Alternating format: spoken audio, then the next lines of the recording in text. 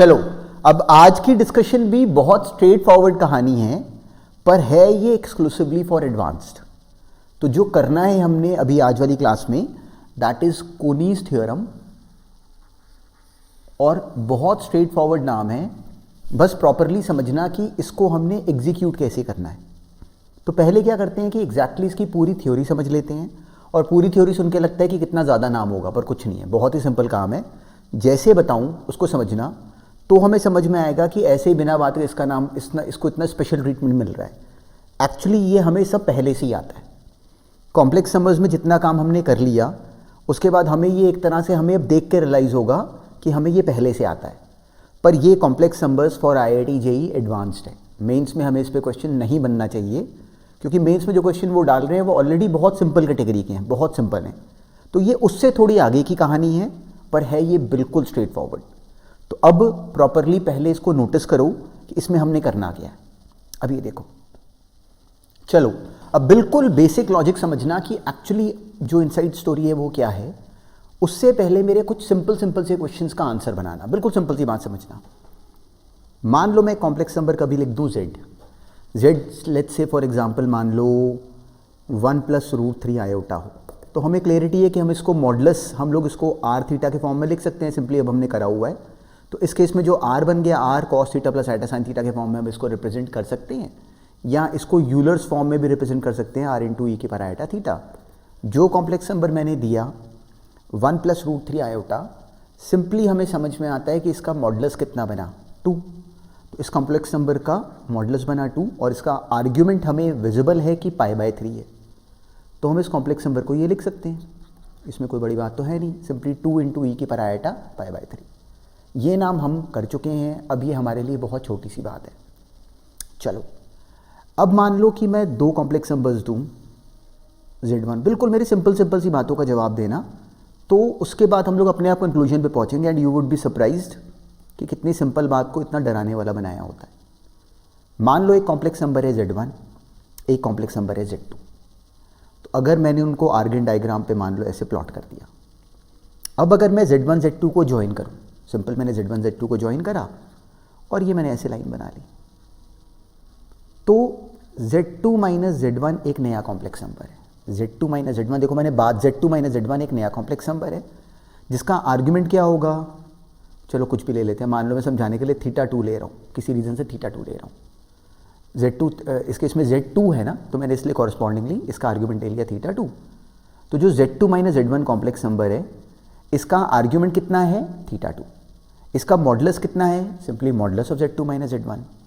तो अगर मैं इस कॉम्प्लेक्स नंबर z2 - z1 को अगर मैं पोलर फॉर्म में लिखूं, तो वो क्या बनता, वो बनता simply modulus of z2 - z1 into e⁻ iota θ2। हम लोग ऐसे ही तो करते हैं, कॉम्प्लेक्स नंबर को लिख सकते हैं उसका मॉडुलस इंटू e⁻ आयोटा उसका आर्ग्यूमेंट। तो z2 - z1 जो बना वो लाइन बनी, तो उसका आर्ग्यूमेंट कितना बना θ2। सिंपली मैंने इस एंगल का नाम θ2 रख लिया। बिल्कुल सिंपल सी कहानी को सिंपल तरीके से देखो। अब मान लो कि मैं यहीं पे बिल्कुल सेम तरीके से एक और कॉम्प्लेक्स नंबर मार्क कर दूं z3। मैंने एक और कॉम्प्लेक्स नंबर मान लो यहाँ पे z3 मार्क करा। अब अगर मैं बिल्कुल सेम तरीके से अगर मैं z3 - z1 मान लो बनाऊँ, z3 - z1 मान लो मैंने ये बनाया। अब जो z3 - z1 है उसका जो आर्ग्यूमेंट है वो मान लो कि अगर θ3 होता, z3 - z1 का जो आर्ग्यूमेंट है वो मान लो कि अगर θ3 होता। देखो z3 था तो मैंने θ3 ले लिया, z1 वही है। तो बिल्कुल सेम तरीके से हम इस z3 - z1 को, हम लोग सेम तरीके से z3 - z1 को लिख सकते हैं simply modulus of z3 - z1 minus z1 into e⁻ iota θ3। बिल्कुल जैसे हमने ऊपर लिखा सेम काम हमने नीचे करा। तो अब अगर हम क्या करें कि अगर मैं इन दोनों बातों को अगर डिवाइड करा दूं, तो कुछ स्पेशल नहीं करा। देखो ये हमें लिखना पहले से आता है, ये हमें लिखना पहले से आता है। एक कॉम्प्लेक्स नंबर को हमने क्या करा, उसको मॉडुलस हमने सिंपली उसको पोलर फॉर्म में कन्वर्ट कर दिया या यूलर्स फॉर्म में कन्वर्ट करा, which is something which is very ordinary to us इतनी प्रिपरेशन के बाद। अब अगर मैं इन दोनों बातों को डिवाइड कर दूं तो सिंपली हमें क्या मिल जाता, मैंने लिख दिया z2 सिंपली इसको लिख दिया Z3 minus Z1 upon Z2 minus Z1 बराबर हो गया Z3 minus Z1 upon Z2 minus Z1 बराबर हो गया modulus of Z3 minus Z1 upon modulus of Z2 minus Z1 into e की पावर आयोटा। जब दोनों डिवाइड होंगे तो वो बन जाएगा सिंपली θ3 माइनस θ2, θ3 माइनस θ2। तो क्या हमें विजिबल है कि जो θ3 माइनस θ2 है वो एक्चुअली ये बीच वाला एंगल है। ये एंगल वर्टिकली सेम होते हैं। तो अगर ये बीच वाला एंगल जो θ3 माइनस θ2 है, इसका नाम अगर मैं थीटा रख दूँ तो ये बन गया ई की पावर आयोटा थीटा, जिसमें थीटा क्या रिप्रेजेंट कर रहा है, जो एंगल बन रहा है Z2 और Z3 जो एंगल बना रहे हैं Z1 के ऊपर, Z2 और Z3 जो एंगल बना रहे हैं Z1 के ऊपर, विच इज़ थीटा, जो कि एक्चुअली थीटा हमें फिगर में ही विजिबल है कि वो एक्चुअली θ3 माइनस θ2 है। देखो एक्सटर्नल एंगल नहीं होता ट्राइंगल में, θ2 प्लस थीटा ने बराबर होना था θ3 के। सम ऑफ इंटीरियर अपोजिट एंगल्स बराबर होता है एक्सटीरियर एंगल के, तो θ2 प्लस थीटा बराबर होता θ3 के। तो वहाँ से थीटा बराबर हो गया θ3 माइनस θ2 के। ये जो अभी अभी हमने खुद बना लिया एक्चुअली ये है कोनीज थ्योरम, ये है कोनीज theorem. So this is something जहाँ पे कि हमने पहुँचना है। अब इसको हमने पढ़ना कैसे है, इसमें हमने इसको यूटिलाइज कैसे करना है और इसका करना क्या है वो हमें अभी समझ में आएगा। पर पहला काम क्या है कि मुझे ये नाम समझ में आए। तो अब इसको मैंने यूज़ कैसे करना है उस पर भी हम लोग चल रहे हैं साथ साथ। पर पहली अकल वाली बात क्या है कि हमें दिखे कि कोई स्पेशल कहानी नहीं है। हमको जैसे डायरेक्टली क्या होता है कि जब हम बुक्स में इसको ऐसे लिखे देखते हैं ना तो हमें घबराहट हो जाती है। हमें लगता है कि एग्जामिनर ने ये पता नहीं कहाँ से क्या बना दिया, तो उसको लेके कभी अब कंफ्यूज नहीं होना, हम लोग बहुत आगे निकल आए हैं। तो बहुत ही ऑर्डिनरी सी कहानी है जिसको जब हम इतने अंग्रेज़ों के नाम के साथ देखते हैं तो हमें लगता है पता नहीं क्या स्पेशल है। तो सारी गेम ही यही है कि एक्चुअली कुछ स्पेशल नहीं होता, हमें वो बोलना आना चाहिए। देखो भी मैंने खुद कोनीज थ्योरम अपने आप डिराइव ही कर दी। तो Z3 minus Z1 upon Z2 minus Z1 बराबर होता है मॉडुलस ऑफ Z3 माइनस। अब देखो इसको मैं बोलूँगा कैसे, इसको सुनो। यहाँ चलो इसको एक फ्रेश पेज लेके इस कहानी को सुन लेते हैं एक बार कंप्लीटली। तो अब जो अभी हमने सुना कोनीज थ्योरम में, दैट इज दिस। अब सिचुएशन हमारे सामने ये है। अब इसको बिल्कुल जैसे बोलूँगा वैसे अब समझना। कोई ये Z1 है, ये Z2 है और ये Z3 है और ये एंगल है थीटा एंटी क्लॉकवाइज। तो अब स्टोरी एक्चुअली ये है कि सोचो मैं Z2 माइनस Z1 को लूँ, Z2 माइनस Z1 एक आर्म बनी, उसको एंटी क्लॉकवाइज रोटेट करूँ। एंटी क्लॉकवाइज, देखो थीटा मैंने एंटी क्लॉकवाइज लिया, रोटेट करूँ और फाइनल आर्म बना लूँ Z3 माइनस Z1। इसको मैं बोल रहा हूँ इनिशियल आर्म, इसको मैं बोल रहा हूँ फाइनल आर्म, इसको मैं बोल रहा हूँ फाइनल आर्म। तो एक्चुअली थ्योरम क्या है, इनिशियल आर्म, जैसे इसको कहीं भी बुक्स में दिया हो कुछ ना करो, बस जैसे बता रहा हूँ वैसे याद रखना, वैसे बोलना अपने आप को। Final arm upon initial arm, तो Z3 minus Z1 upon Z2 minus Z1 बराबर होता है mod final upon mod initial, modulus of Z3 minus Z1 upon modulus of Z2 minus Z1 into e की पावर आयोटा बीच वाला angle. क्या बोला मैंने, ई की पावर आयोटा बीच वाला एंगल। तो कोनीज थ्योरम क्या है, final arm upon initial arm is equal to mod final upon mod initial into e की पावर आयोटा बीच वाला एंगल, जो कि इस केस में क्या है थीटा। थीटा कैसे लेना है, एंटी क्लॉकवाइज। ये है कोनीज थ्योरम। अब हमारे काम की बात एक्चुअली ये है कि इसका करना क्या है, हमने क्यों सुनी है। तो इसका जो रोल है ना, यू वुड बी सरप्राइज्ड अब जब हम लोग क्वेश्चंस करेंगे डिस्कस, कि एक्चुअली हमें ये पहले से ही आती है, हम लोग इसको पहले से यूज़ भी कर रहे हैं, पर कभी हम लोगों ने स्पेसिफिकली ये इसको इस तरीके से ट्रीट नहीं करा, इतना सही गैप है। पर अदरवाइज जो कंप्लीट स्टोरी है कोनीज थ्योरम की, दिस इज दिस, और this is specifically for complex numbers for IIT JEE advanced. Mains में नहीं आएगा इस पे क्वेश्चन, एडवांस में क्वेश्चन बनेगा अगर उन्होंने बनाया तो, और आया तो 1 मिनट में इस पर झपट्टा मार के हमने कहा जा रहा है। बहुत सिंपल सी कहानी है, क्योंकि हम लोगों ने बाकी बच्चों की तरह कुछ याद वाद नहीं करा, इसका हमने कोर समझ लिया कि ये बना भी कैसे, उसके बाद कहानी बहुत सिंपल है। ये बनी बेसिक थ्योरी बिल्कुल। अब सोचो कि अगर मुझे कोई ये बोले, मैं एक एग्जांपल ले रहा हूँ, उससे समझ में आएगा। मान लो मैंने बोला कि सिंपली मान लो, चलो मैंने बोला कि एक हेक्सागन है, जिसका सेंटर है 0 0, सिंपली ओरिजिन उसका सेंटर है। और मान लो इस हेक्सागन का एक जो वर्टेक्स है वो लेट्स से कि मान लो 1 + 2 आयोटा है। और मैं अगर इसका ये वाला वर्टेक्स पूछ लूँ, तो अब हम लोग सफिशिएंट प्रिपरेशन कर चुके हैं, तो हमें ये समझ में आता है कि हमें करना क्या है। सिंपली इस वाले हेक्सागन को ओरिजिन के अबाउट हमने इतना रोटेट कर देना है। तो हम रोटेशन कैसे करते हैं, हम सिंपली इस कॉम्प्लेक्स नंबर को जो कि 1 + 2 आयोटा बना, इसको हमने अगर एंटी क्लॉकवाइज रोटेट करना है बाय एन एंगल ऑफ, कितना बना, टोटल एंगल था 360 डिग्रीज, तो इन दोनों के बीच में कितना हुआ 60 डिग्रीज।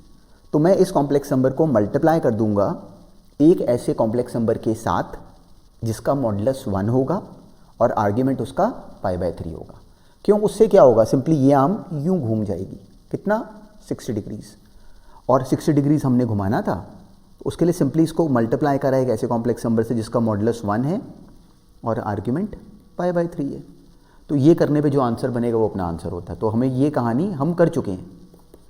ये e की पर आयोटा π/3 कितना बन गया, cos π/3 + आयोटा sin π/3, तो 1 + √3 आयोटा/2, ये हम जानते हैं, ये हमने कर रखा है। अब मान लो कि मैं इसी क्वेश्चन को हल्का सा चेंज कर दूं। क्या चेंज करूं कि जो इसका, अब सुनना बहुत ध्यान से, जो हमारे कोनीज थ्योरम का जो रोल है वो अब आएगा। ये मान लो ये पॉइंट जो सेंटर है वो मान लो कि अगर ओरिजिन ना होता, जो सेंटर है वो अभी ये एज्यूम करो कि ओरिजिन नहीं है। देखो जो क्वेश्चंस हमने अभी तक करे ना, उन सब में जब भी कभी हमने ऐसे रोटेशन करी तो हमेशा रोटेशन एक्चुअली अबाउट ओरिजिन हुई, तो हमें कभी अभी तक कोनीज थ्योरम की स्पेसिफिकली नीड नहीं पड़ी, अब पड़ेगी। मान लो कि अगर मैं ले लूँ कि जो सेंटर है वो लेट्स से, चलो 1 + 2 आयोटा सेंटर है इस क्वेश्चन में, और मान लो ये एक वर्टेक्स है, चलो इस वर्टेक्स को ले लेते हैं हम लोग 4 + 6 आयोटा, इसका ये वर्टेक्स है। अब मैं पूछूं कि मुझे ये वाला वर्टेक्स बता दो एंटी क्लॉकवाइज, सेम हेक्सागन है, रेगुलर हेक्सागन है। तो अब इस क्वेश्चन में अब की बार हमें क्या मुश्किल हुई कि अब की बार मुझे ये कॉम्प्लेक्स नंबर z फाइंड करना है, पर इस क्वेश्चन में हम लोग इसकी तरह रोटेट नहीं कर पा रहे क्योंकि हमें विजिबल है कि अब की बार जो सेंटर है वो ओरिजिन नहीं है। सेंटर ओरिजिन पे तो हम लोग फटाफट कर लेते थे कि मल्टीप्लाई करो उसको उतने आर्ग्यूमेंट के साथ, रोटेशन हो जाती है। अगर लेंथ भी हमें एक्सटेंड करनी होती थी तो उसको मॉडुलस से मल्टीप्लाई कर लेते थे। यहाँ गड़बड़ क्या हुई कि जो सेंटर है वो 1 + 2 आयोटा है। अब कहानी बनेगी यहाँ पे कोनीज थ्योरम की। तो अगर मैं इस z, इस पॉइंट और इस पॉइंट के बीच में अगर अप्लाई कर दूं कोनीज थ्योरम, तो यहाँ पे रोटेशन मैंने ऐसे करी, ये एंगल कितना है π/3, ये एंगल कितना है π/3। अब अगर मैं लिखूं बिल्कुल सेम पैटर्न पे, अब अगर मैं लिखूं फाइनल आर्म, ये बनी final arm which is z - 1 + 2 iota, z - 1 + 2 iota upon initial arm. Initial arm कितनी बनी, this is simply 4 + 6 iota minus 1 + 2 iota. देखो नोटिस करो मैं इसको अप्लाई कैसे करूंगा। Final arm upon initial arm बराबर है mod final upon mod initial. अब नोटिस करो कि रेगुलर हेक्सागन है तो ये लेंथ्स तो बराबर ही होंगी, तो वो 1 हो गया। Simply mod final upon mod initial दोनों कैंसिल हो जाएंगे, वो 1 आ गया, इंटू ई की पावर आयोटा बीच वाला एंगल विच इज π/3। ये बनी अपनी कहानी। तो वहाँ से क्या हमें समझ में आता है कि जो z - 1 + 2 आयोटा, अब इसको नोटिस करो, ये बन गया z - 1 + 2 आयोटा, ये बराबर आ गया सिंपली 4 - 1 3 और 6 iota - 2 iota which is 4 iota, 3 + 4 iota into e की पावर आयोटा π/3। तो अगर मैं इस 1 + 2 आयोटा को अगर इधर ले जाऊं, सिंपली इधर जाके वो ऐड हो जाएगा, तो डायरेक्टली मेरे पास z आ गया। तो ये है कोनीज थ्योरम का सबसे बेसिक रोल, सबसे बेसिक यूज़, कि अगर कभी ऐसे की रोटेशन वाली कहानी बने तो अब तक जो क्वेश्चंस हमने करे उसमें एक्चुअली रोटेशन थी अबाउट ऑरिजिन। तो अगर rotation about some other point होती है तो हम उसको बहुत तेज़ अब डील कर सकते हैं बिकॉज ऑफ कोनीज थ्योरम।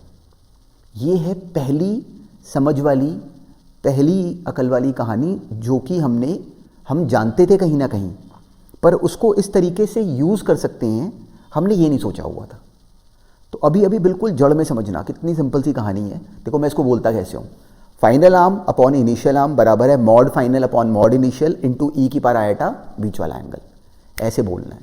तो अब वो इन क्वेश्चंस में सबसे आम क्या होता है कि वो हमसे इनमें से कोई कॉम्प्लेक्स नंबर निकालने को बोल देते हैं, तो वो निकल आता है 1 सेकंड में। उसके लिए हमारी ये अंडरस्टैंडिंग बनी होनी चाहिए, उसके बाद इसमें कोई ट्रिक नहीं है। बच्चे डरते क्यों हैं? क्योंकि उनको लगता है पता नहीं कौन सा अंग्रेज़ था कोनी, उसने कैसे की थ्योरम बना दी। तो हम लोग उस कन्फ्यूजन में कभी नहीं फंसते। अब इस पर बहुत क्वेश्चंस बने हुए हैं, बहुत बार क्वेश्चंस आए हुए हैं और अलग अलग फॉर्मेट में बने हैं। मान लो मैं अब अगर ये क्वेश्चन बना के दिखाऊं, एक और इसका सेंस समझना। ये बहुत साल पहले वैसे आईआईटी में आया हुआ, पर चलो ये हम लोगों ने एक सेंस करा, इस पर भी और क्वेश्चंस करेंगे, अभी खुद ही करोगे इस क्लास में। पर पहले एक एग्जाम्पल और मेरे से सुन लो, उसके बाद क्वेश्चंस करेंगे साथ साथ ही। मान लो कि किसी ने हमें एक पैरेललोग्राम दिया, ए बी सी डी। ये देके उसने हमें कहा कि जो कोऑर्डिनेट ऑफ ए है वो चलो 1 प्लस आयोटा है, कोऑर्डिनेट ऑफ सी जो है वो चलो उसने हमें कोऑर्डिनेट ऑफ उसने ये दे दिया, उसने हमें ये सिंपली यहाँ पे रोम्बस दे दिया। हमें ये रोम्बस गिवन है, हमें गिवन है कि ये एक रोम्बस है और रोम्बस में हमें एक वर्टेक्स गिवन है 1 प्लस आयोटा, और हमें जो इन दोनों का मिड पॉइंट है ये मान लो हमें गिवन है, लेट्स से कि इट इज 3 प्लस 4 आयोटा। ये देखिए हमसे कहा कि find possible coordinates of B and D, find possible complex numbers representing B and D. Rhombus दिया गया हमें। ये देखिए हमसे अगर कहा गया कि अगर ये लेंथ ये निकाल दो, तो अब हमें क्या करना है, और हमें ये गिवन है कि A C is twice of B D. इस क्वेश्चन में ये गिवन है कि जो ए सी है वो ट्वाइस ऑफ बी डी है। मैं इसको 3 प्लस 4 आयोटा की जगह ना थोड़ा सा चेंज कर रहा हूँ, इसको मैं 4 प्लस 5 आयोटा ले रहा हूँ, उससे लेंथ ईजी हो जाएगी थोड़ी। तो ये जो कोऑर्डिनेट सेंटर वाला है एम मान लो 4 प्लस 5 आयोटा है, ए हमें पता है। तो अगर मुझे ये बी निकालना है और अगर ये रोम्बस है तो हमें विजिबल है कि ये एंगल कितना होगा, 90 डिग्रीज। तो इस डी को निकालने के लिए अगर मैं एंटी क्लॉकवाइज मूव करता हूँ तो हमें विजिबल है कि सिंपली अगर बी को निकालना है तो ऐसे एंटी क्लॉकवाइज डायरेक्शन ये बनी। तो मान लो जो बी है वो मान लो कि अगर जेड है, तो अब क्या मेरी बात समझ में आती है कि फाइनल आर्म बनी Z minus 4 plus 5 iota upon initial arm which is 4 plus 5 simply 1 plus iota minus 4 plus 5 iota। ये बराबर है mod final upon mod initial which is B M upon simply A M into e की power iota बीच वाला angle which is pi by 2। तो ई की power iota pi by 2 क्या बन जाता है, आयोटा। अब जो B M upon A M है, जब A C twice of B D है तो जो बी एम होगा वो ए एम का हाफ होगा। देखो ए एम होगा ट्वाइस ऑफ बी एम, तो यहाँ पे सिंपली क्या आ गया 1/2। तो 1 सेकेंड में मुझे मिल गया कि z minus 4 plus 5 iota upon, इन दोनों को माइनस कर लो, ये बन जाएगा -3 माइनस 4 आयोटा। ये बराबर हो गया सिंपली 1/2 इंटू ई के पर iota pi by 2 which is iota. तो ये आ गया आयोटा बाय 2 के। 1 सेकेंड में दिखता है कि इसको इधर क्रॉस मल्टीप्लाई करके और 4 प्लस 5 आयोटा को उधर शिफ्ट करके हमारे पास z आ गया। तो जो z इस केस में बना दैट इज b। ऐसे ही अगर मुझे d निकालना होता तो समझ में आता है कि जो एंगल है वो बजाय पाई बाय 2 होने के माइनस पाई बाय 2 हो जाता। तो यहाँ पे actually plus minus pi by 2 अगर कर लो तो हमें b और d दोनों मिल जाते। यही क्वेश्चन अगर मान लो मैं कोनीज थ्योरम नहीं बताता तो हम लोग इसी क्वेश्चन को करते कोऑर्डिनेट ज्योमेट्री से। जो याद है हम लोग पॉइंट मूव करते थे कि सिंपली इसको इस डायरेक्शन में मैं ट्रैवल करा लो। तो अगर मैं मान लो मैंने कॉनिस थ्योरम ना बताई होती तो इसी क्वेश्चन को आप में से बहुत सारे बच्चे अभी भी कर लेते, पर जो उनके करने का रूट होता वो एक्चुअली अब की बार होता using coordinate geometry. Coordinate geometry से करते तो कैसे करते, सिंपली मैं इस लाइन का स्लोप निकालता, उसके परपेंडिकुलर डिस्टेंस ट्रैवल करा लेता तो बी और डी आ जाता। पर देखो जो मैं अगर अपनी अंडरस्टैंडिंग से बताऊं तो ये कोऑर्डिनेट ज्योमेट्री वाली कहानी का ज़्यादा फास्ट रूट है। तो हमें कॉनिस थ्योरम को बिल्कुल जड़ से पकड़ना, जैसे मैंने अभी करके बताया वैसे आना तो चाहिए, पर आएगा ये एडवांस में, मेंस में नहीं आना इसका क्वेश्चन। मेंस में वो लोग अभी बहुत ही बच्चों वाली बातों पे रुके हुए हैं कि बच्चे ही वहाँ पे फंस जाते फिर नहीं तो एडवांस में स्पेसिफिकली अगर इसका रोल होगा बहुत ज़्यादा लेवल पे, वो एक्चुअली एडवांस में भी इस पर क्वेश्चन नहीं डाल रहे, पर हम जब तैयारी करेंगे तो उसी जोन में हमारी होनी चाहिए कि वो कुछ मर्जी डाल दें एडवांस में, हमसे होना चाहिए सॉल्व, तो उसके लिए प्रिपेयर्ड होना चाहिए। तो actually this is the basic story. तो अब क्या करते हैं, अब आज वाली क्लास में इसी को इम्प्लीमेंट करते हुए क्वेश्चंस करते हैं सॉल्व, और इसमें क्या क्या हो सकता है उस सारी कहानी को समझते हैं। तो पहले जो अभी मैंने समझ बताई पहले उसको एक्सेप्ट करो, उसके बाद जो जो क्वेश्चंस हम लोग अपने आप जो अटेम्प्ट करोगे उनको नोटिस करो और देखो कि फिर क्या फ्लो बनता है अपने माइंड में। तो एक्चुअली बहुत सिंपल कहानी है। अभी आज वाली क्लास के एंड तक हम लोग सब इस पर बिल्कुल हमें लगेगा कि कौन ही हमारे घर के साथ में रहते हैं। चलो इस फर्स्ट क्वेश्चन को अब अपने आप अटेम्प्ट करो। अब देखो अभी हमने ये क्वेश्चन करा है अटेम्प्ट, और अब इसका सेंस अब हम जानते थे। हमें किसी ने क्या दिया कि एक स्क्वायर है जिसका एक वर्टेक्स सी और ए हमें दे दिए गए, दो वर्टिसेस, और कहा कि बी और डी को फाइंड कर दो। तो अगर जो अब हमने आज वाली क्लास में लॉजिक जो समझा, अगर हमने वो कॉनिस थ्योरम वाली स्टोरी अगर ना सुनी होती तो हम क्या करते, हम यहाँ पे अप्लाई करते कोऑर्डिनेट ज्योमेट्री। कैसे हम क्या करते, सिंपली मिड पॉइंट फाइंड करते और फिर पॉइंट को मूव कराने की करते पर्टिकुलर डायरेक्शन में। पर अब हमारे पास फास्ट रूट है, वो क्या है, एम निकाल लो। एम सिंपली क्या बना इस केस में, एम आ गया सिंपली 2 + 3/2 विच इज़ 5/2 और 3 - 2/2 विच इज़ प्लस i/2। तो ये 5 + i/2 बना है। अब हमसे कहा किसी ने कि बी या डी फाइंड कर दो, तो हमें विजिबल है कि ये जो डायरेक्शन है दिस इज एंटी क्लॉकवाइज। तो अब मैं क्या बोलूँगा, फाइनल आर्म। तो अगर मान लो ये Z1 है तो मेरी कॉपी में टर्म होनी चाहिए थी Z1 - M, जिसका नाम, चलो M का नाम मैं ना अभी यहाँ पे समझाने के लिए मान लो Z3 लिख लेता हूँ, बाद में Z3 का नाम डाल देंगे। Z3 हमें पता है, ये रहा Z3। Z1 - Z3 upon simply Z2 - Z3। देखो ये final arm upon initial arm, तो 2 + 3 i/- M, ये कर ही लें अगर, तो 2 - 5/2 कितना हो गया, -1/2 plus i/3 i minus i/2 which is 5 i/2। तो final arm upon initial arm, final arm ये रही, इनिशियल आर्म ये रही। तो BM अपॉन AM बराबर mod final upon mod initial, वो दोनों में विजिबल है कि बराबर लेंथ्स होंगी, तो वो 1 ही आ गया, इंटू ई की पर आयोटा π/2, वो आयोटा होता है। डायरेक्टली यहाँ पे प्लस माइनस आयोटा आ गया। तो हमें मिल गया कि जो Z1 है वो इसको आयोटा से मल्टीप्लाई करो तो वो क्या बन जाएगा, सिंपली आ जाएगा Z3। इसको मैंने सिंपली इस टर्म को मैं इधर ले जा रहा हूँ, आयोटा से मल्टीप्लाई करेंगे तो वो बन जाएगा -i/2, मैंने प्लस आयोटा लिया है, तो -i/2 plus 5 i/2 into iota, that would be -5/2। ये बनी मेरी टर्म। अब Z3 कितना है, 5/2 प्लस i/2, उसमें से -i/2 -5/2 करोगे तो आंसर आ जाएगा 0। तो जो B बना दैट इज 0, तो इसलिए जो इसका A ऑप्शन है दैट इज करेक्ट। अब ऐसे ही मुझे D ऑब्टेन करना है, तो D के लिए हम क्या करेंगे, यहाँ पे बजाय e की पर आयोटा π/2 लेने के e की पर आयोटा -π/2 ले लेंगे, जो कि क्या होता है माइनस आयोटा। तो माइनस आयोटा लोगे तो दूसरा आंसर आ जाएगा, वो 5/2 प्लस 5/2 5 बन जाएगा, i/2 प्लस i/2 आयोटा बन जाएगा। तो इसका ऑप्शन बन जाता 5 + आयोटा विच इज D। ये है एक्चुअली कंप्लीट स्टोरी।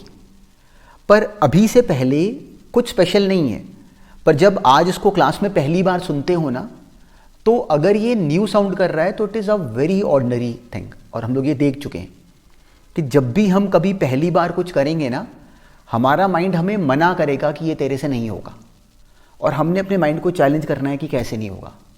तो जब इसी कहानी को सेकंड बार थर्ड बार सुनते जाते हो ना, तो फिर हम घिस के हमें लगने लग जाता है कि तो बिल्कुल बेकार, बिल्कुल सिंपल काम है। तो इसकी इम्प्लीमेंटेशन में, कोनीज थ्योरम की इम्प्लीमेंटेशन में कुछ बातें नोटिस करने वाली हैं जो कि फ्रैंकली बहुत साल से आईआईटी में भी नहीं आई, पर बहुत पहले आईआईटी में उन पे सब्जेक्टिव क्वेश्चंस आते थे, कभी 80s में, 1980s में, 1994 तक, 5 तक भी आते रहे, खैर कह लो 2000 तक आते रहे, उसके बाद नहीं आ रहे। तो इसलिए कोनीज थ्योरम पे अगर वो कुछ भी मैनिपुलेशन करेंगे ना तो हमारे लिए बहुत बच्चों वाली स्टोरी होगी, पर इसका जो बेसिक इम्प्लीमेंटेशन है, जिसके आने के सबसे ज़्यादा चांसेस हैं, वो इस तरह की स्टोरी है जहाँ पे हमें कोऑर्डिनेट्स फाइंड करने पड़ जाएं। तो उसको ध्यान में रखो। अब ऐसे ही ये नेक्स्ट क्वेश्चन करो, ये भी बिल्कुल डूएबल है, इजी है, पढ़ना और देखना कि इसको कैसे ऑब्टेन करें, अपने आप होगा, अपने आप सॉल्व करो। अब देखो इसमें कहा क्या, और अब इसका सेंस समझना। इसमें मैं कुछ बहुत काम की बात बताऊंगा, उसको नेक्स्ट क्वेश्चन में अप्लाई भी करना, अगर इसमें बाई चांस अगर रह गई तो। हमें किसी ने कहा कि the origin and the points represented by the roots of this equation, हमें किसी ने एक इक्वेशन दे दी, form the vertices of an equilateral triangle. जो यहाँ पे m और n है उनके बारे में हमें कुछ पता नहीं, तो हमने कोई कंक्लूजन नहीं निकालना। तो जो यहाँ पे m और n है, वो कहीं से भी हमारे माइंड में ये थॉट नहीं आना चाहिए कि वो रियल नंबर्स हैं, वो भी कॉम्प्लेक्स नंबर्स हैं। तो अगर इसके रूट्स अगर मैं z1 और z2 अगर एज्यूम करूँ, तो जो सिचुएशन हमें गिवन है वो कुछ ऐसे की सिचुएशन है। ये क्वेश्चन वैसे बहुत तरीक़ों से बोला जा सकता है, तो इसको मैं बोलूँगा इसलिए वैसे कि हमारा दिमाग खुले। ये सिचुएशन है और ये एंगल हमें कितना गिवन है, सारे एंगल 60 डिग्रीज हमें गिवन है। तो क्या हमें ये बिल्कुल बेसिक बात समझ में आती है, ये एंगल इस केस में कितना है 60 डिग्रीज, ये एंगल कितना है 60 डिग्रीज। तो हमसे यहाँ पे m n इन सब के बीच में कोई कंडीशन पूछ ली गई कि m और n के बीच में कंडीशन डेवलप करो। तो इन सारे क्वेश्चंस की जो जड़ है वो एक्चुअली कहीं ना कहीं घूम घूम के कोनीज थ्योरम से कनेक्ट होती है। तो अब वो कनेक्ट कैसे होती है वो इस क्वेश्चन से समझना, इसको भी थ्योरी का पार्ट लेके समझना, तो बहुत अकल बनेगी। ऐसे के और भी क्वेश्चंस करेंगे अभी। तो अब अगर मान लो जो Z1 है, अगर मान लो चलो मैं यहाँ पे इस एंगल पे, ये चलो मैं इसका नाम अगर रख लूँ, ये O, ये A, ये B, तो अगर मैं कोनीज थ्योरम अप्लाई कर दूँ अबाउट O, तो क्या बनता है, this is final arm which is Z2 minus 0 upon initial arm which is Z1 minus 0 which is Z1 only, modulus Z2 upon modulus Z1 वो कैंसिल होके 1 आ गया इंटू ई की पावर आइटा पाई बाई 3, हमें ये मिला। तो जब मैंने कोनीज थ्योरम अप्लाई करी अबाउट O, तो मुझे मिला कि Z2 minus 0 upon Z1 minus 0 बराबर mod final upon mod initial into e की पावर आइटा बीच वाला एंगल। अब यहाँ से करने को तो हम ये भी कर सकते हैं कि Z2 Z1 के बीच में हमें कनेक्शन मिल गया, उसको यूज़ कर लें। Z1 प्लस Z2 कितना है, simply minus m, and Z1 into Z2 कितना है n। तो एक्चुअली मैं ये भी कर सकता हूँ कि Z2 की वैल्यू यहाँ से निकाली और इनमें डाल के आगे दिमाग लगाया, वो भी तरीका करेक्ट है, वैसे भी कर सकते थे पर उतना फ्रूटफुल ना होता। इन क्वेश्चंस में ये सेंस पकड़ना। आप ऐसे के क्वेश्चंस में ज़्यादातर केसेस में कहानी क्या होती है कि कोनीज थ्योरम को फिर से अप्लाई करो, सुनना मेरी अभी ये लाइन ध्यान से, कोनीज थ्योरम को फिर से अप्लाई करो और जो ई की पावर आइटा वाली टर्म है उसको हटाने की करो। सुनना इस बात को ध्यान से, हमारा फोकस हमेशा रहेगा इस ई की पावर आइटा वाली टर्म को हटाने का। अब देखना मैं कैसे करूँगा। अब अगर मैं यहाँ पे कोनीज थ्योरम अप्लाई कर दूँ अबाउट बी के अबाउट अब मैं कोनीज थ्योरम अप्लाई करने लगा हूँ, तो यहाँ पे फाइनल आर्म क्या बनी, which is Z1 minus Z2 upon initial arm which is 0 minus Z2 बराबर है mod final upon mod initial, वो सेम है, इंटू ई की पावर आइटा पाई बाय 3, ये बनी। तो अब अगर यहाँ पे भी ई की पावर आइटा पाई बाय 3, यहाँ पे भी ई की पावर आइटा पाई बाय 3, तो अगर मैं इन दोनों को डिवाइड कर दूँ तो सिंपली हमें विजिबल है कि टर्म अपने आप ही हट गई। तो जैसे मैंने इन दोनों को डिवाइड करा हमें मिल जाएगा सिंपली दिस अपॉन दिस कर लो, अगर चलो दिस अपॉन दिस कर लिया मैंने, तो मुझे मिल गया Z1 minus Z2 upon minus Z2 और अपॉन Z2 बाय Z1। तो वो वहाँ से डायरेक्टली हमें टर्म मिल जाती 0 minus Z2 into this would be, अगर मान लो कि मैं अब यहाँ पे इसको हटाने के लिए सिंपली अगर मैं लिख दूँ this would be Z1 minus Z2 अगर मान लो मैं इसका स्क्वायर कर दूँ, इसका स्क्वायर कर दूँ तो ये e की पावर आइटा 2π/3 हो जाएगा स्क्वायर करने पे। तो z1 माइनस z2 का होल स्क्वायर और z1 माइनस z2 का होल स्क्वायर, और नीचे मुझे मिल गया, चलो देखो मेरा इसमें टारगेट कितना क्लियर होगा और बड़ा इंटरेस्टिंग स्टेप है। स्टोरी वही है जो हमने अभी भी सुनी। देखो मैंने इसकी स्क्वायरिंग करी और मैंने इसे और इसे इन दोनों को आपस में मल्टीप्लाई करा, मैंने इन दोनों टर्म्स को मल्टीप्लाई करा। अब समझना कि मैंने क्यों कर रहा हूँ। फोकस पता है मेरा क्या होता है कि मैं इन टर्म्स को ठीक करने की करूँ। अब देखना मैं कैसे करूँगा। जैसे इन दोनों को मल्टीप्लाई करेंगे तो हमें मिल जाएगा z1 माइनस z2 का whole square upon z1 z2, और ये बराबर आ जाएगा e की power iota 2π/3 multiplied by e की पावर आइटा π/3, जो कि बन गया e की पावर आइटा पाई। मुझे मिल गया e की पावर आइटा पाई, ये बनी मेरे पास टर्म। और वो क्या होता है -1, simply cos pi plus iota sine pi which is -1। तो मुझे मिल गया कि z1 माइनस z2 का होल स्क्वायर बराबर आ गया माइनस z1 z2 के, और जो z1 माइनस z2 का होल स्क्वायर है वो बराबर होता है z1 प्लस z2 का whole square minus 4z1 z2। a plus B का होल स्क्वायर माइनस 4ab बराबर होता है a माइनस बी का होल स्क्वायर के। तो इसको रीअरेंज करते ही हमें मिल गया कि z1 प्लस z2 का होल स्क्वायर बराबर आ गया -4 टाइम्स 4 उधर जाके हो जाएगा सिंपली 3 टाइम्स z1 z2 के। ये मिली कंडीशन। तो यहाँ से हमें क्या मिल गया कि m स्क्वायर बराबर है 3n के। ये बना ऑप्शन, m स्क्वायर बराबर है 3n के। तो इस क्वेश्चन में पता है हमने अभी भी क्या नई चीज़ फेस करी कि मैंने यहाँ पे पहले कोनीस थ्योरम अप्लाई करी, यहाँ भी अप्लाई करी। पहला थॉट मेरे मन में आया कि मैं इन दोनों को डिवाइड करूँ। जैसे ही मैं डिवाइड देखो मैं करने लगा था तो मुझे दिखा कि डिवाइड करके इस क्वेश्चन में मैं कहीं से भी z1 प्लस z2 पे और z1 z2 पे जा नहीं पा रहा, वो मुझे मिल नहीं रहा। तो फिर मेरे माइंड में एक सेकंड में क्लिक करा कि अगर मैं z1 माइनस z2 का स्क्वायर बना दूं तो वहाँ से मैं z1 प्लस z2 के होल स्क्वायर और z1 z2 पे जा सकता हूँ।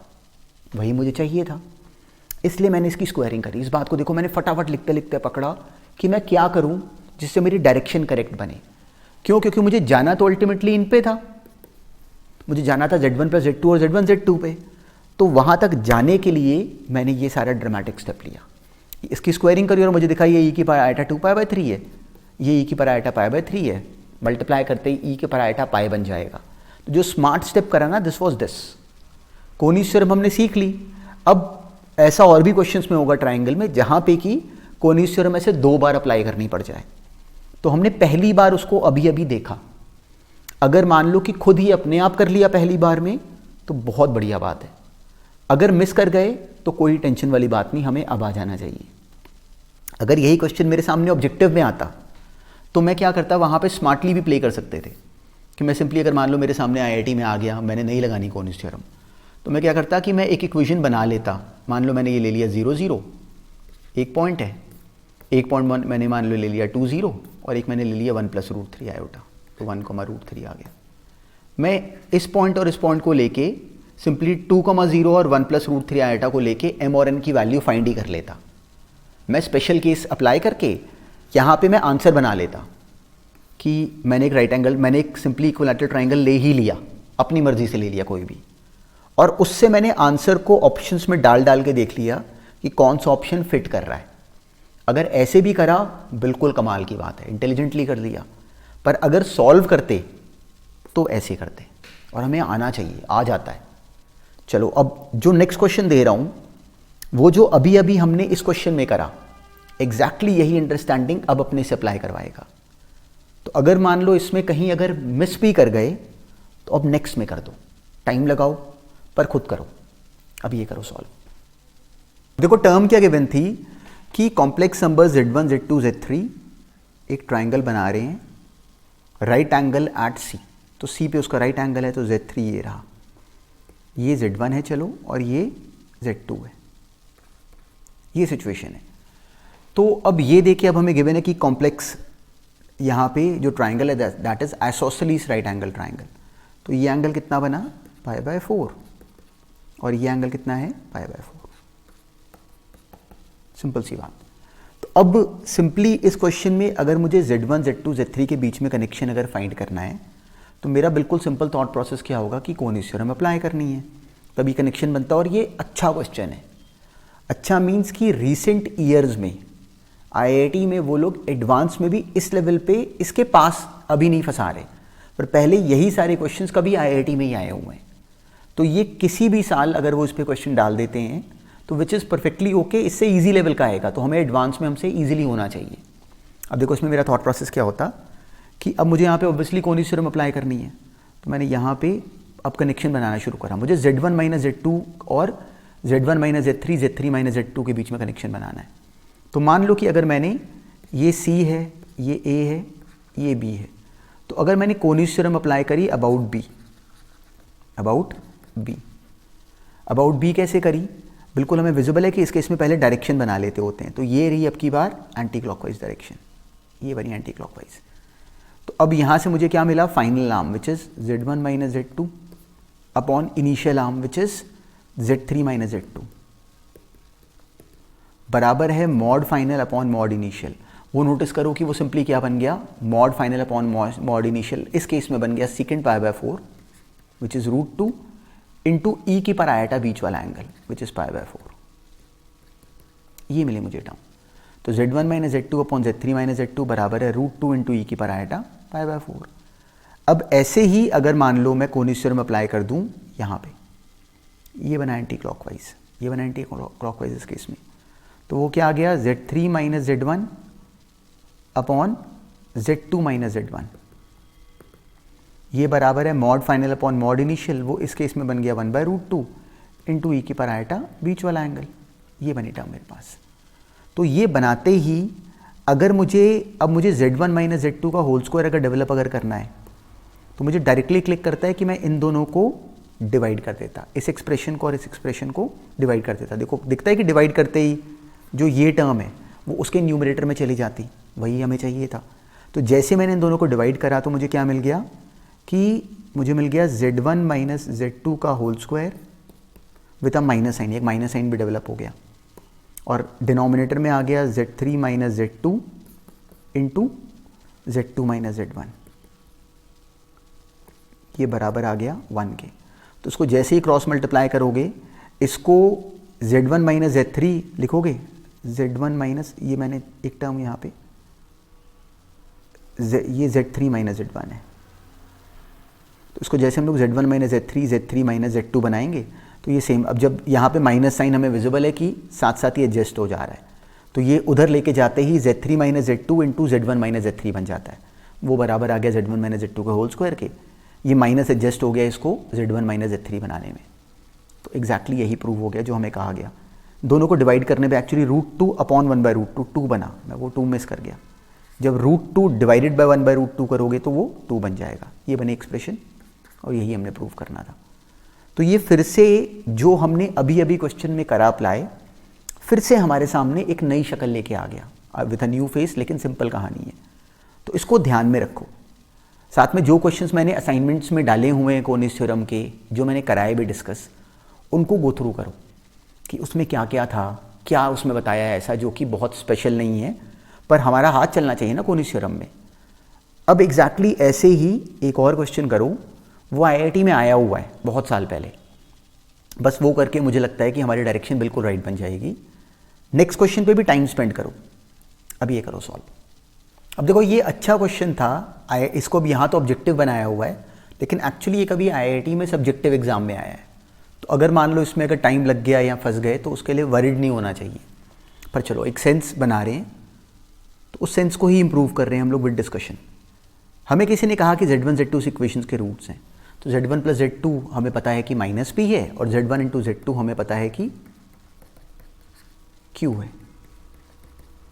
ये देके हमें कहा गया कि P और Q के बीच में कनेक्शन बना दो। तो हमें सिंपल सी कहानी समझ में आती है कि यहाँ पे कॉनिस थ्योरम लगेगा। कैसे लगेगा, वही गेम थी सारी। ये ओरिजिन, ये Z1 Z2 हमें यहाँ पे मेंशन नहीं, तो चलो मैंने ऐसे ले लिया। एंटी क्लॉकवाइज मेंशन नहीं है। ये एंगल हमें कितना गिवन है, अल्फा।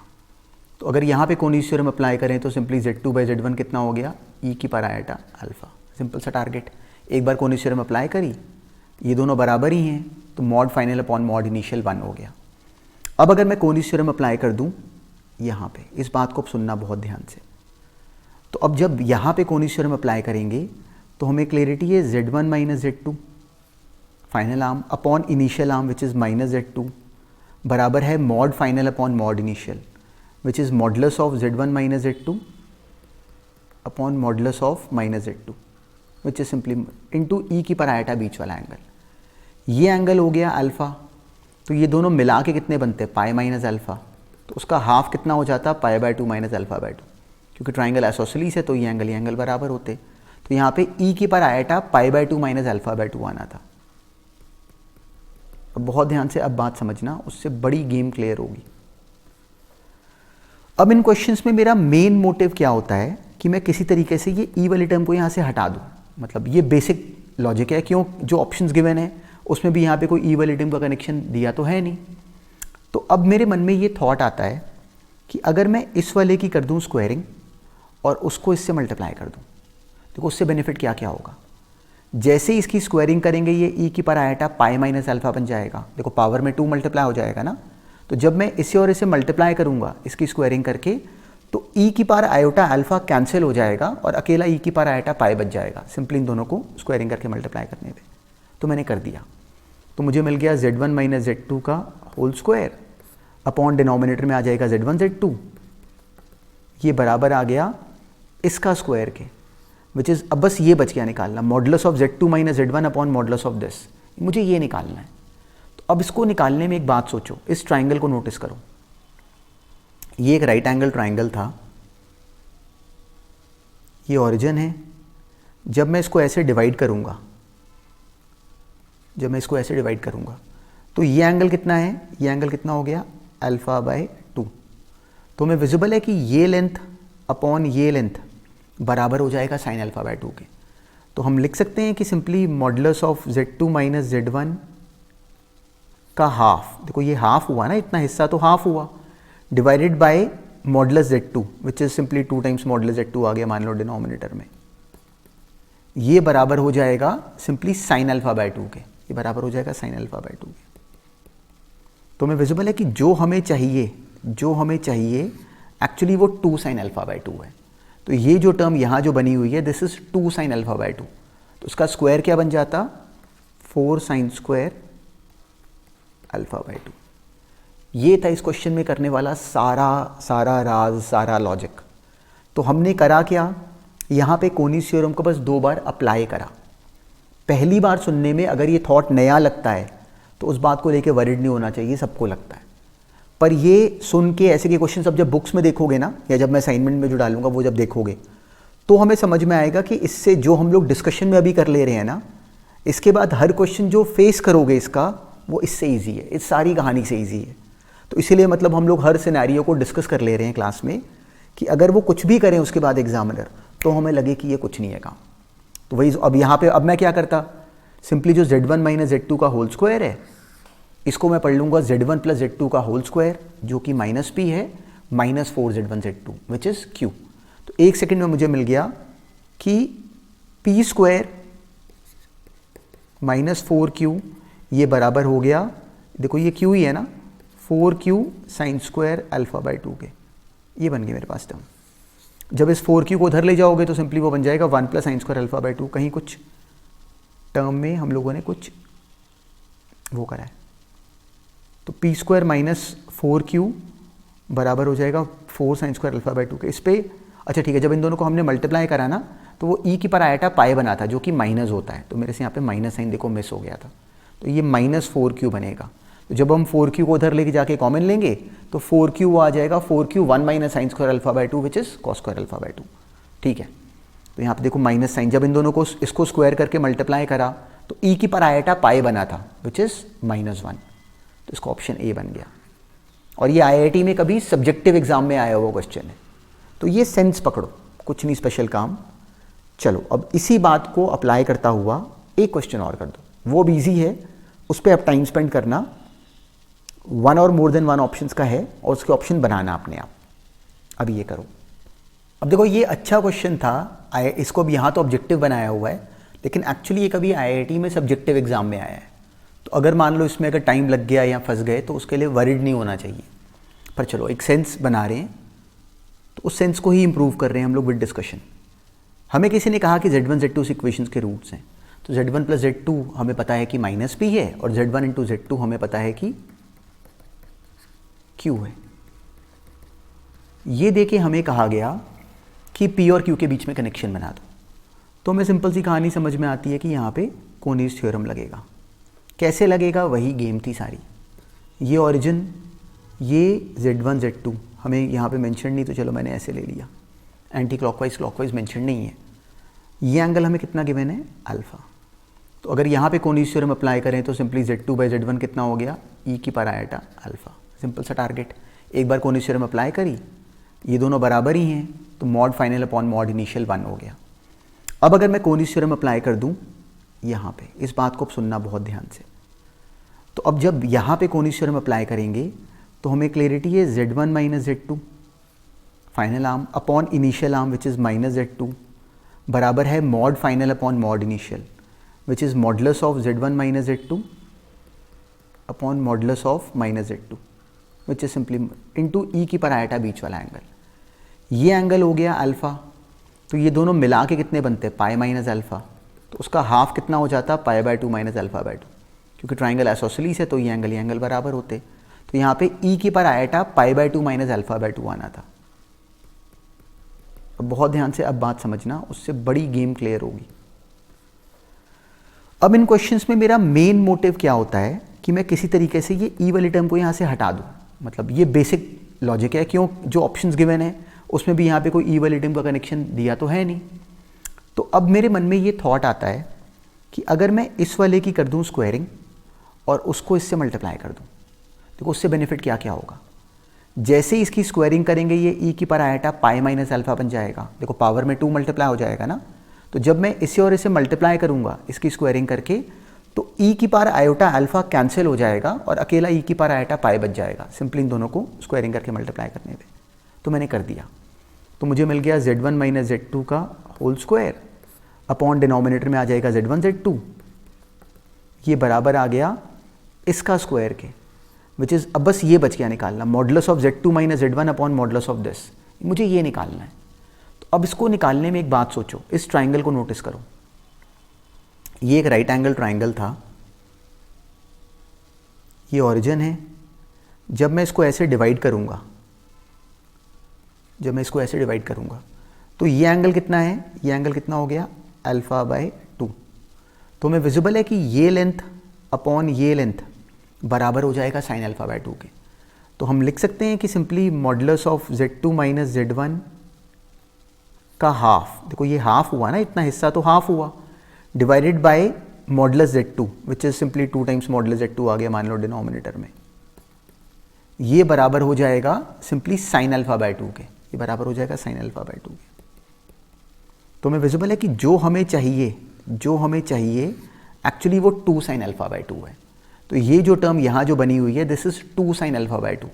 तो उसका स्क्वायर क्या बन जाता, 4 साइन स्क्वायर अल्फ़ा/2। ये था इस क्वेश्चन में करने वाला सारा राज, सारा लॉजिक। तो हमने करा क्या, यहाँ पे कोनीज थ्योरम को बस 2 बार अप्लाई करा। पहली बार सुनने में अगर ये थॉट नया लगता है तो उस बात को लेके वरिड नहीं होना चाहिए, सबको लगता है। पर ये सुन के ऐसे के क्वेश्चन सब जब बुक्स में देखोगे ना, या जब मैं असाइनमेंट में जो डालूंगा वो जब देखोगे, तो हमें समझ में आएगा कि इससे जो हम लोग डिस्कशन में अभी कर ले रहे हैं ना, इसके बाद हर क्वेश्चन जो फेस करोगे इसका, वो इससे ईजी है, इस सारी कहानी से ईजी है। तो इसीलिए मतलब हम लोग हर सिनेरियो को डिस्कस कर ले रहे हैं क्लास में, कि अगर वो कुछ भी करें उसके बाद एग्जामिनर, तो हमें लगे कि ये कुछ नहीं है काम।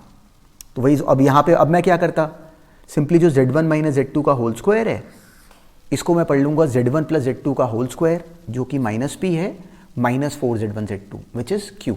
तो 1 सेकेंड में मुझे मिल गया कि P स्क्वायर माइनस 4Q ये बराबर हो गया, देखो ये Q ही है ना, 4Q साइन स्क्वायर अल्फ़ा/2 के।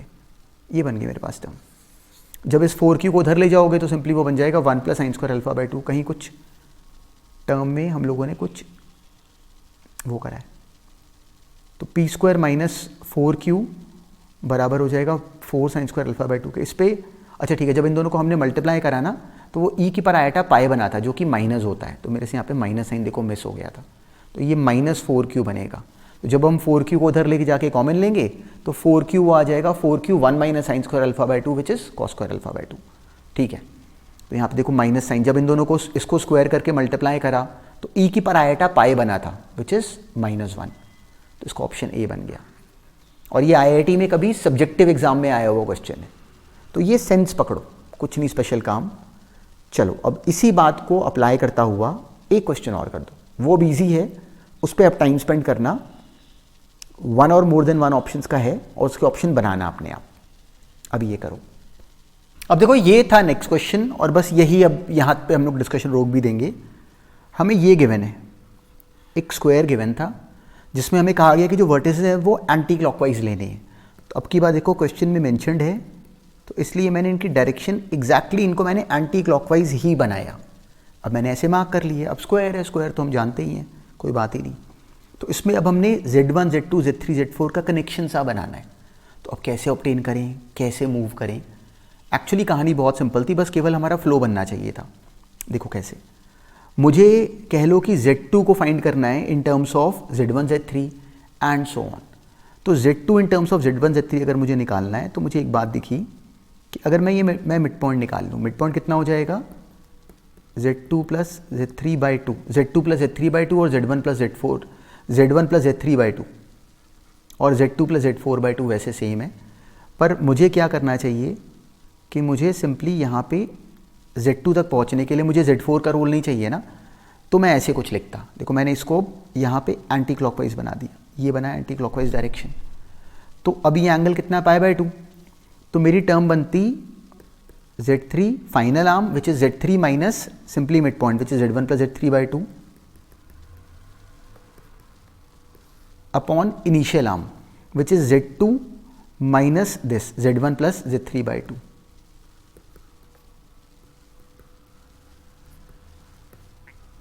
ये बराबर है mod final upon mod initial, वो इस केस में सेम होंगे, दोनों हाफ ऑफ डायगनल्स हैं, इनटू ई की पर आयोटा बीच वाला angle which is only iota. Iota pi by 2 बन गया ना, वो आयोटा ही होता है। जैसे ही हमने ये लिखा डायरेक्टली हमारा आंसर बन गया। देखो ये टर्म क्या बन गई, सिंपली ये बन गई Z3 माइनस Z1 बाई 2, इसको आयोटा को उधर मल्टीप्लाई करो, डायरेक्टली Z2 की वैल्यू आ जाती। ऐसे ही अगर मुझे Z4 निकालना होता तो मैं यहाँ पे आयोटा की बजाय ई की पर आयोटा माइनस पाई बाई 2 लेता, तो वो माइनस आयोटा बन जाता। तो उससे एग्जैक्टली इसका ए और बी ऑप्शन करेक्ट आ जाते हैं, Z2 और Z4 ठीक आ जाता है।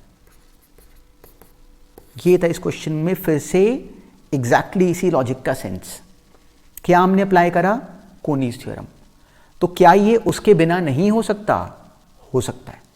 क्या ये कोऑर्डिनेट ज्योमेट्री से हो सकता है? बच्चे पूछते हैं, तो हो सकता है। अगर मैं इसी क्वेश्चन को कोऑर्डिनेट से करता तो मैं वैसे भी कर सकता था, पर कोऑर्डिनेट से कर सकने के लिए एग्जामिनर को Z1, Z2, Z3, Z4 की एक्चुअली कोऑर्डिनेट्स देने चाहिए थे। मान लो Z1 2 + 3 आयोटा होता, Z2 कुछ होता, तो उस केस में ट्रैवलिंग हमारे लिए ईजी हो जाती।